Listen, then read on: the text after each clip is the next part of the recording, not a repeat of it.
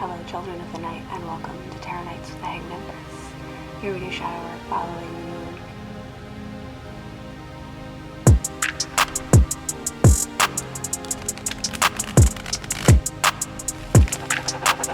Yo, VI, play the beat.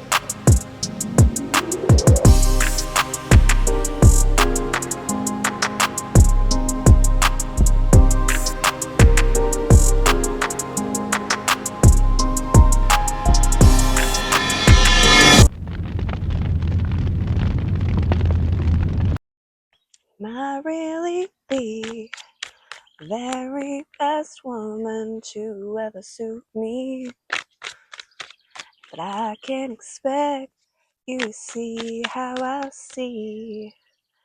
Sometimes I don't see a thing.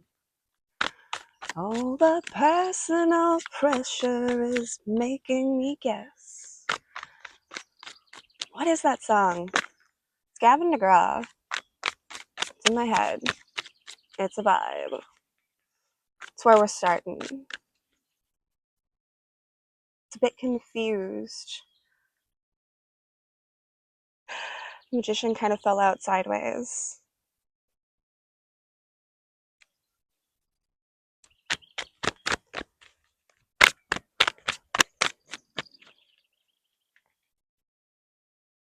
I think despite those doubts and questions of whether or not we're thinking the right thing, doing the right thing, saying the right thing in the right moment, reaching out to the right people, I think all of that stuff is just spinning around above our heads.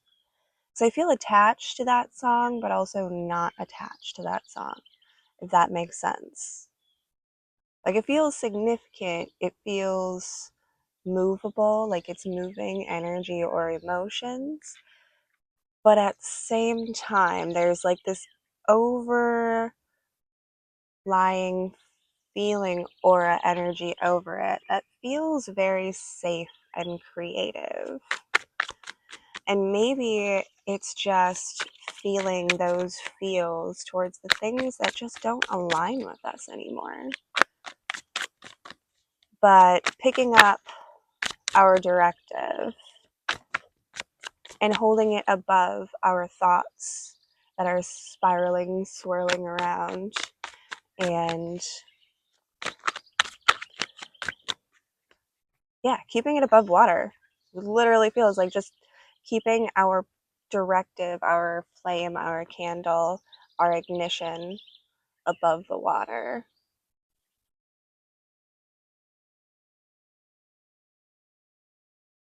Because despite anything and everything, we're making, we're creating,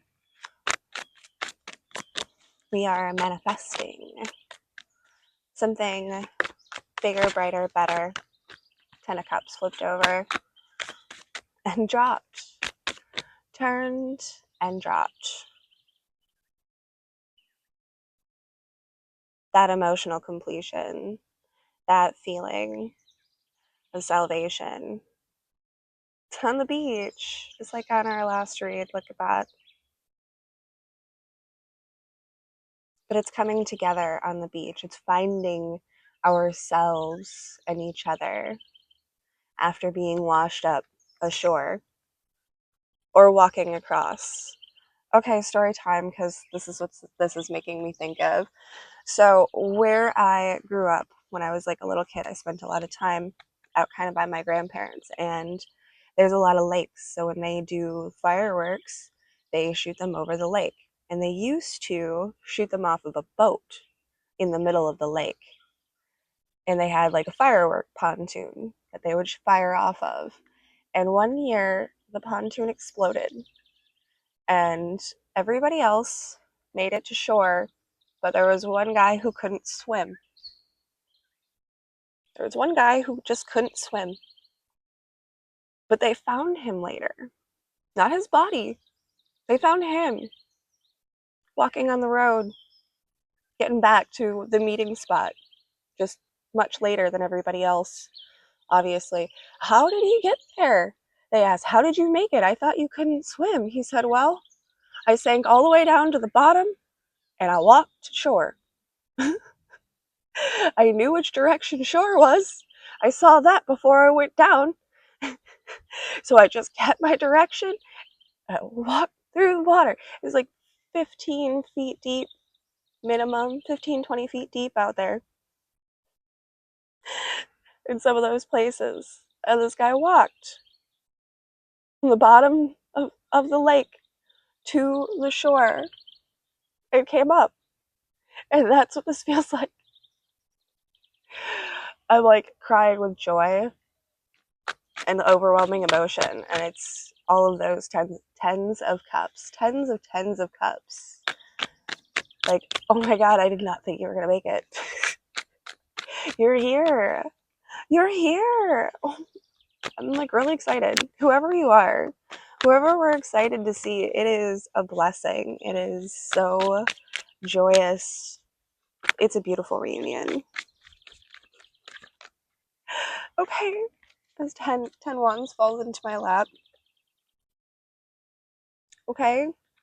The King of Swords, an Eight of Pentacles, and a Three of Wands. Why is this so grueling? Why is this so challenging? I guess it wouldn't be the happy ending if there wasn't struggle, strife, and challenges going on, right? Must be the case.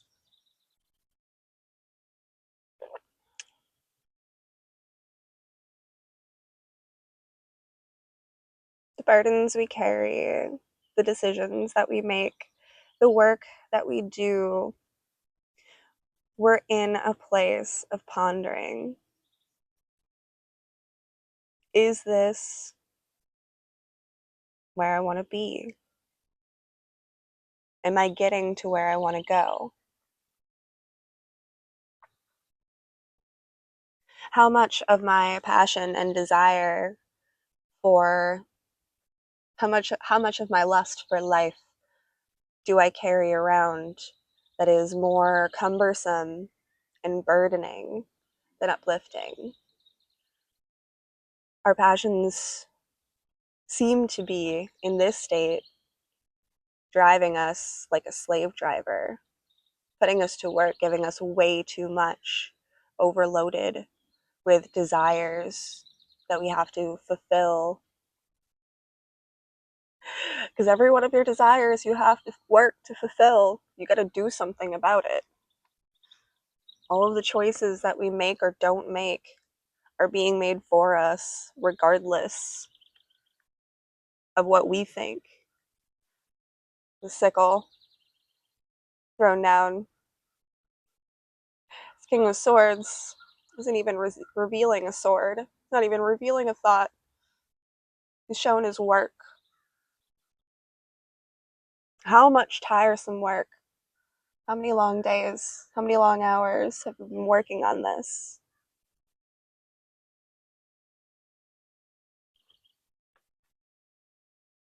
What's really important?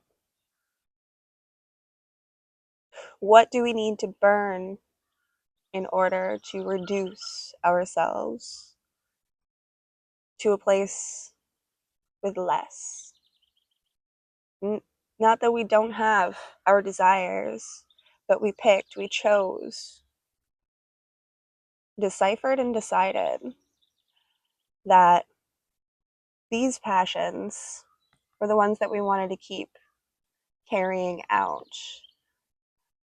Okay, this is actually like I'm getting like a Mario Kart racing kind of experience here, and this feels like the starting line. Like he's carrying the staff, and the two wands planted in the ground are like the starting line. I'm seeing like checkered flags, like go. The masculine on the land who is running towards the ocean to meet the woman who is swimming.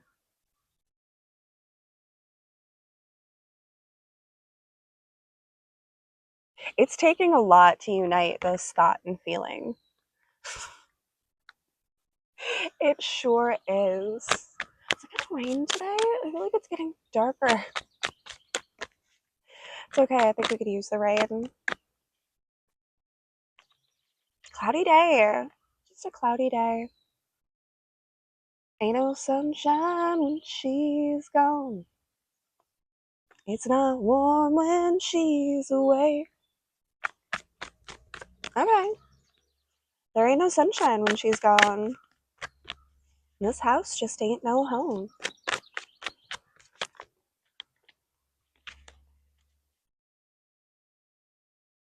I know, I know, I know, I know.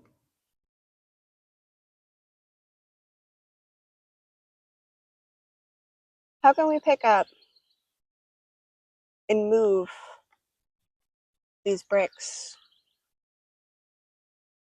There's a wall, there's a city, there's a village, there's something big that's separating these energies. Like I said, this is what we're making. This is our initial signifying energy. But to get here, I feel like is all of the this that we're doing.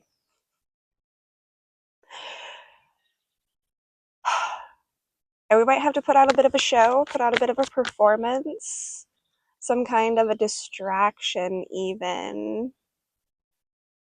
Or we're dealing with a distraction.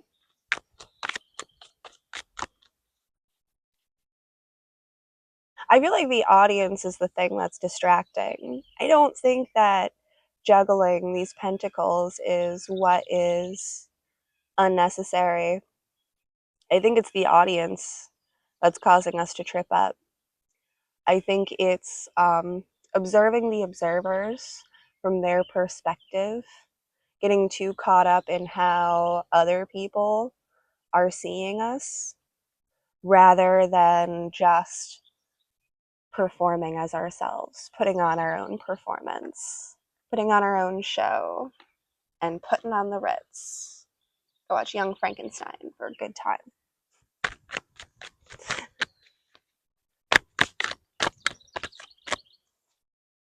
Okay. We're busting through barriers. With the Three of Cups. With the Six of Cups.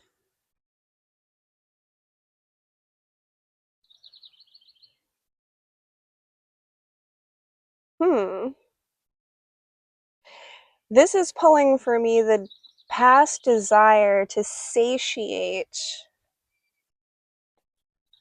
those times when the sunshine is gone, when she's away, and filling that space with external comforts. Trying to make this Ten of Cups with a bunch of other cups. I think it's pointing and calling to a particular pattern in behavior. And that is why this journey needed to happen. We had to figure out who is inside of the wall and who is outside of the wall. Are we trying to break in or are we trying to break out? Which direction are we even going to keep this lightness above water?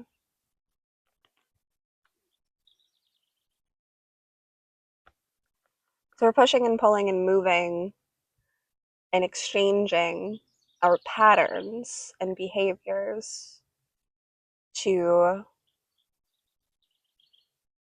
put some holes in the wall. Look at the gate. The gateway is open here. To put a hole in the wall, to let us through. Let us through. I want to go. I want to get to those 10 cups. Oh, really? You're not going to get distracted by those 3 cups over there? What about those 6 cups from the past? Which directive do you even want? Which cup are you even after? Do you know what set belongs to you? Yes. I picked this up and it turned. Yes. This one. That cup. That cup, and I know where it is. It's on the beach, and it's got a whole set.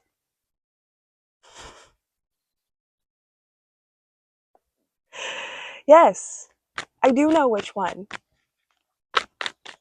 Ah, which feeling are we following? Which woman are we after here? Right, right.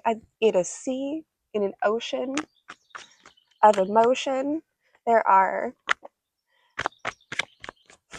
physical pleasures aplenty that could satiate and satisfy for a time. However, chasing those desires, we already know, has led to so many burdens that turning our backs on that energy, that on that cycle, on that path, and internalizing that work to find comfort in our own loneliness, in our own selves, in our own company, finding joy in our work and the things that we do, and evolving and developing a relationship with that moves those fires and those waters and pushes them together in a particular alchemical state that opens up the gate. And now you can walk through. Now you can move forward. Now you can claim this community, this place, this space. Now you can ride home and know that you did find victory. It was hard won, but out of it, we got some really good foundations. We got some really good, solid ideas, things, movements, and programs that we can really stand on, that we can really firm ourselves on. It is placing those cornerstones on the beach. And what we have accumulated thus far is subject to change. Okay, cool. Seven of Swords fell into my lap, and Justice fell into my hand. Yeah, watch out for those third parties and overindulgence and satisfying an urge or a craving with something that isn't the right thing, because it will lead to your demise. It will lead to further burdens and a continuation of this cycle that we're just going to have to run a few more times if we do not hold the balance in our own hands. Also, that fell into my left hand, so maybe just generally receiving justice at this time, but I like the first bit better. Either one can apply. Use everything as you see fits. If it resonates, it resonates. If it doesn't, let it be, let it go.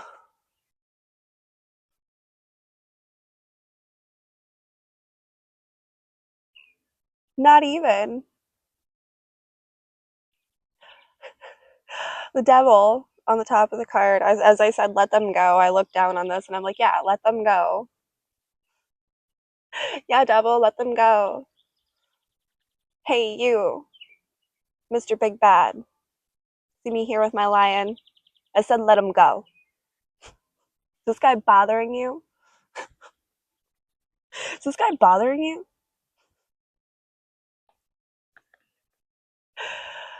King of Pentacles, Page of Swords.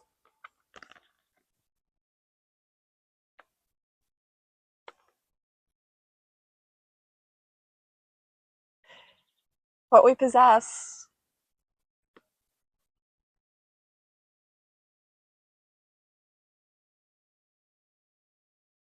is a kingdom, a valley, but we might act a little bit carelessly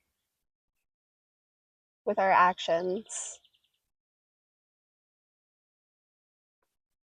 under this devil influence.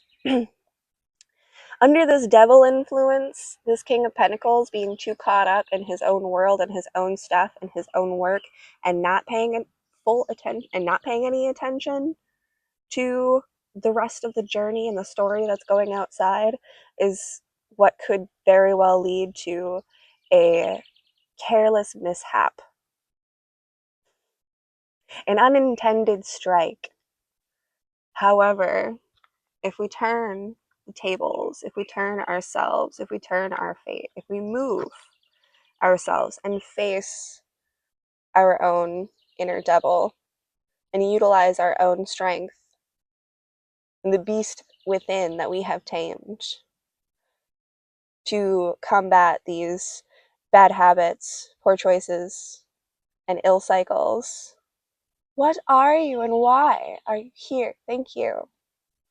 Sorry. Just curious campers. Insects. That audience, I tell you. That audience, sometimes I tell you. But that is what is going to open us up into truly sitting in and understanding our true value, worth, and ability to act and initiate things in the correct way, facing forward, bringing in the bravery and the valor.